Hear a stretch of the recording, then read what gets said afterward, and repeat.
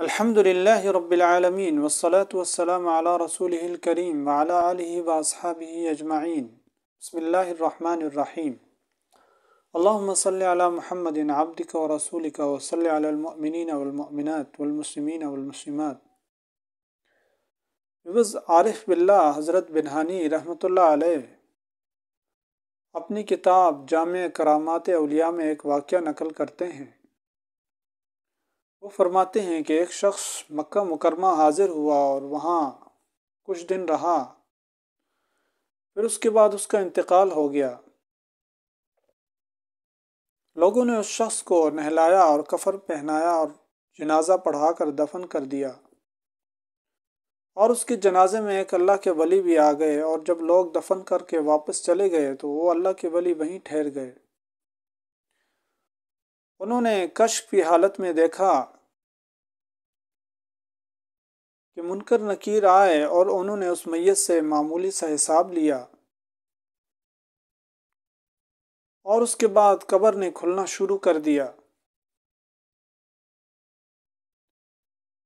اس کشف کی حالت وہ حالت ہوتی ہے جو اللہ کے نیک بندوں پر اللہ تعالیٰ کھول دیتے ہیں۔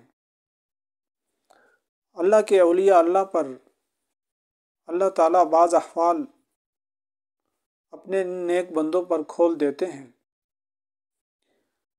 وہ اللہ کے ولی فرماتے ہیں کہ میں نے کشف کی حالت میں دیکھا کہ منکر نکیر اس میت کے پاس آئے اور معمولی سا حساب کتاب لیا، پھر اس کے بعد قبر نے کھلنا شروع کر دیا اور تحد نگاہ قبر کھل گئی۔ اور وہ فرماتے ہیں کہ اس کے بعد میں نے دیکھا کہ فرشتے کبھی قالینیں لا کر قبر میں بچھا رہے ہیں، اور کبھی قندیلیں لا کر لٹکا رہے ہیں، اور کبھی جنت سے پھل وغیرہ لا رہے ہیں۔ گویا قبر جنت کا باغ بن گئی۔ وہ بزرگ فرماتے ہیں کہ میرے دل میں رشک پیدا ہوا کہ اللہ تعالیٰ مجھے بھی ایسی قبر عطا فرمائیں۔ میرے دل میں یہ خیال آنا تھا کہ نیچے سے فرشتے نے غور سے میری طرف دیکھا اور کہا کہ جیسا یہ درود شریف پڑھتا تھا تم بھی ایسے ہی درود شریف پڑھو، اللہ تعالیٰ تمہیں بھی ایسے ہی قبر عطا فرمائیں گے۔